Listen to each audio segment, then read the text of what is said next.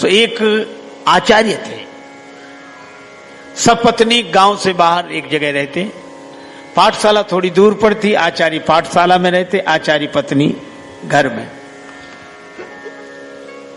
उनका एक नियम था, दूसरे दिन का संग्रह नहीं करते थे। आज के लिए जो है ठीक है, जरूरत है तो आज के, कल भगवान देंगे। जब भगवान ने कहा नित्याभियुक्ता नाम, और जब भगवान कह रहे कि नित्य हम व्यवस्था करेंगे तो हम काहे को 50 साल का जोड़ के रखें और पीढ़ियों का जोड़ के रखें, और भगवान कह रहे हम रोज। नियम बड़ा अच्छा चल रहा था, लेकिन भगवान कभी कभी परीक्षा भी लेते हैं। दीपावली के एक दिन पहले एक बालक आया कि ये कल के लिए रख ले। बोले नहीं गुरुजी नाराज होंगे, कल के लिए नहीं रखते, आज कल दीपावली, कोई बात नहीं। आचार्य जी आए, आचार्य पत्नी ने कहा कि कल के लिए कुछ का सोचना ही नहीं है, व्यवस्था होगी। आचार्य चले गए पाठशाला में। दीपावली का दिन, सुबह दोपहर शाम कोई नहीं आया, भूख के मारे, और नियम टूट गया आज। अब गुरुजी ने अपने मन को बहुत समझाया, लेकिन पंजाबी में लोग बोलते ना, पेट न पैया रोटियां तो सब्बे गल्ला खोटियां।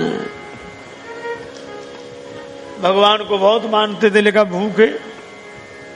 शाम को होने लगा कि नहीं नहीं गीता ठीक नहीं लिखा, सो पेंसिल उठाई और गीता के उसी श्लोक को काट दिया। तेसाम नित्याभियुक्ता नाम योग क्षेमम भाम्यम, पेंसिल से काट दिया। ऊपर का भी अनन्यास चिंतयन्तो माम ये जना पर्युपास्ते तेसाम नित्याभियुक्ता नाम। रात को नींद नहीं लगी, शर्म के मारे घर नहीं गए। क्या कहूंगा पत्नी से। सवेरे 4 बजे जगे, फिर भी गीता सामने रखी, तो वो श्लोक लिखा दिखाई दे रहा था पेंसिल से, जिसे काट दिया था। उनको इतना बुरा लगा तो स्याही उठा के उसके ऊपर पोत दी।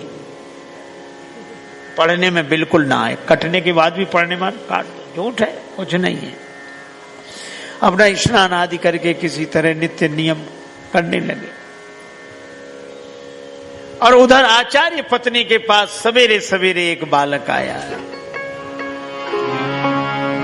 अम्बे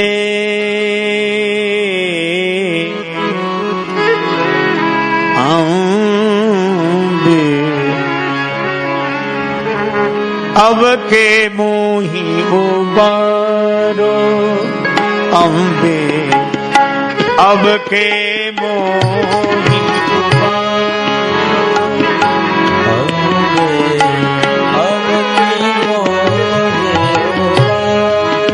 उबारो,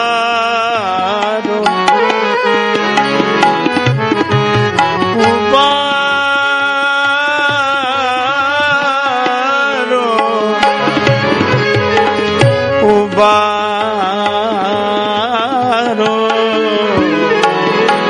मोही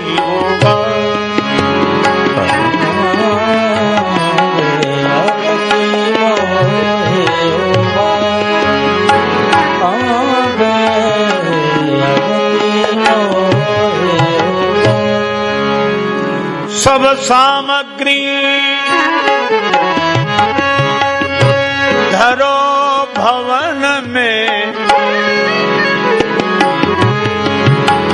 अरु यह बदन निहारो, अब के मोही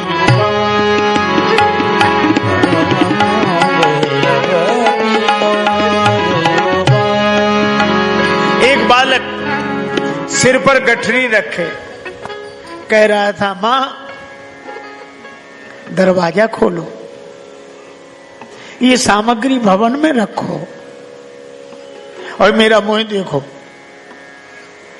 आचार्य पत्नी ने दरवाजा खोला, देखा एक बालक सिर पे गठरी रखे खड़ा है। उसके शरीर पर निशान है, मुख काला है। बेटा तुम्हारी यह दशा किसने की? पोटली तो रखकर आचार्य पत्नी गोद में लेकर पूछने लगी, किसने की? दूर बसत मम गांव से गांव तुम्हारो, मुझे देर हो गई, मेरा गांव आपके गांव से दूर है, मैं आ नहीं पाया कल। और गुरुजी इतने नाराज हुए, भूखे रहे एक दिन गुरु, एक दिन भूखे रहे, भूखे रहे एक दिन गुरु, शिष्य पे सब रोष उतारो, शिष्य पर पूरा क्रोध उतारा। ये देख रहे हो निशान, साटन मार महा दुख दीनो, मुख कर दीनो कारो। ये मुझको मारा, मुख काला कर दिया। आचार्य पत्नी रोने लगी, बालक को गोद में बिठाया, बेटा गुरुजी वृद्ध हैं, शिकायत मत करना और मन में दुर्भाव मत रखना। आचार्य पत्नी ने उसका मुख धोया, काली में हटी, खिला पिलाकर प्रसन्न करके भेजा। और जब पोटली खोली बालक तो चला गया। पति की पोशाक पोटली में निहारी, प्रथम सारी जरतारी ही हरने लगी। तनसों विनीत भांति भांति की रसोई, तपत मनसों स्वपति की प्रतीक्षा करने लगी। आचार्य आए, देखा ये सब कौन लाया? आचार्य पत्नी तनिक रुष्ट होकर बोली, कौन लाया? वही लाया जिस नन्हे से बालक को आपने ऐसी सजा दी।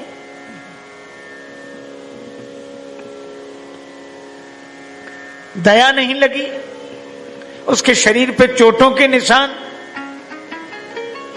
उसका मुंह काला कर दिया। आचार्य जी बोले, मेरे पास तो कोई नहीं आया। आचार्य पत्नी बोली, मैं कोई झूठ बोलती हूं?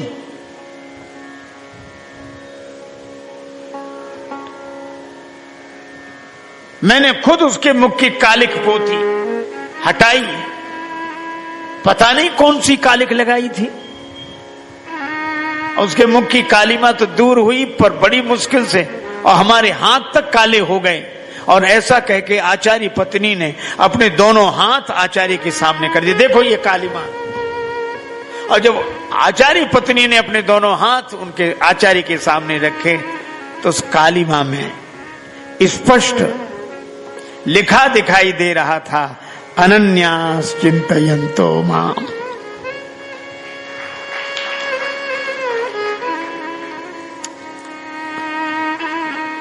ये जना पर्युपासते तेषां नित्याभियुक्ता नाम योग क्षेमं वहाम्यहम्।